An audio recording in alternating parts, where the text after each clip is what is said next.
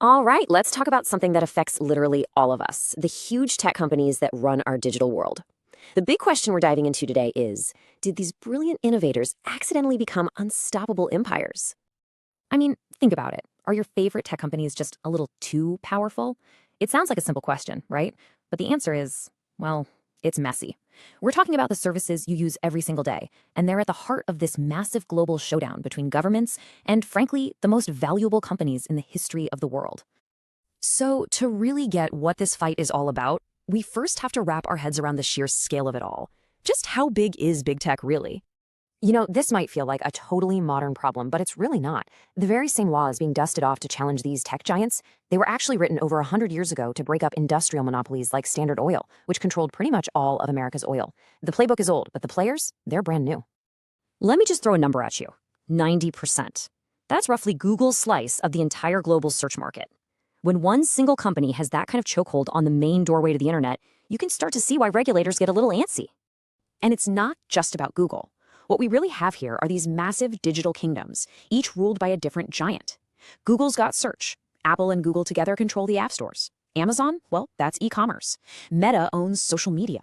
And Microsoft is the king of software and the cloud.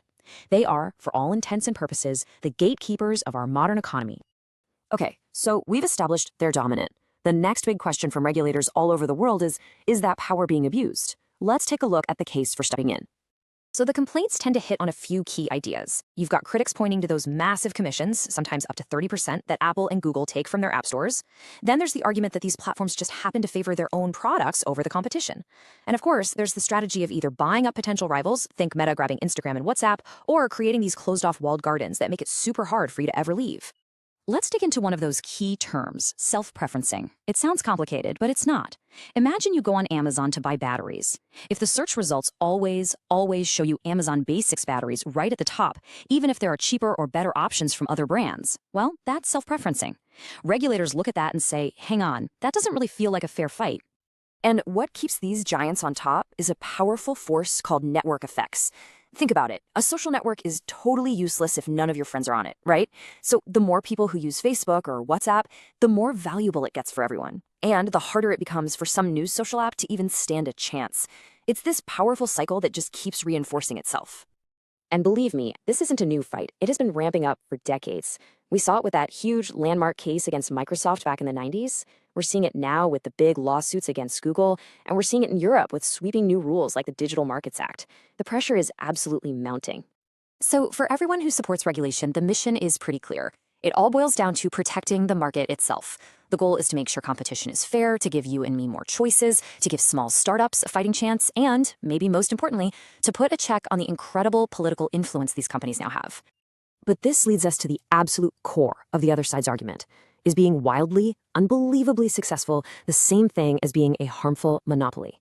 Are they breaking the law, or are they just winning? All right, so let's flip the coin and explore the other side of this whole debate, the case against the government stepping in. And this right here, this gets to the absolute heart of the disagreement. It's two completely different ways of looking at the same reality. Do these companies dominate by using their power to unfairly shut out rivals?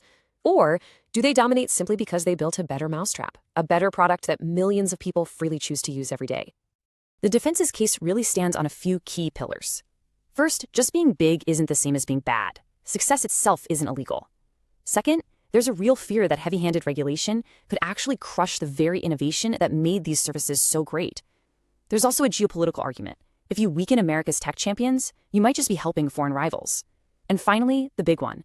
So many of their most popular services are completely free for us to use.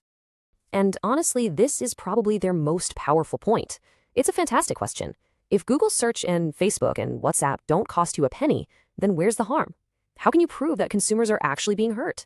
It's a real head-scratcher that complicates the whole traditional idea of a monopoly. So where does this global tug-of-war leave us, the people who actually rely on this technology every single day? Well, there are a few ways this could all play out. The most extreme option is a breakup, forcing a company like Meta to actually sell off Instagram and WhatsApp. A more common path, especially in Europe, is just really strict regulation with eye-watering fines if you break the rules. We could also see brand new laws written just for the digital age. Or maybe, if the regulators get their way, we could see a future where new competitors finally have a real shot at breaking through. And don't for a second think this is just some abstract corporate drama happening miles away. The outcome of this fight directly shapes the price you pay for your apps. It changes the choices you see when you search for something online. It will literally determine whether the internet becomes more open or if it stays in the hands of a few incredibly powerful gatekeepers. So when it all comes down to it, the question we're left with is this. What kind of internet do we really want? Do we want one that's ruled by the incredible efficiency and innovation of a few dominant giants? Or do we want one that's more open, more chaotic, more competitive, like the way it all started? The final answer, well, it's still being written.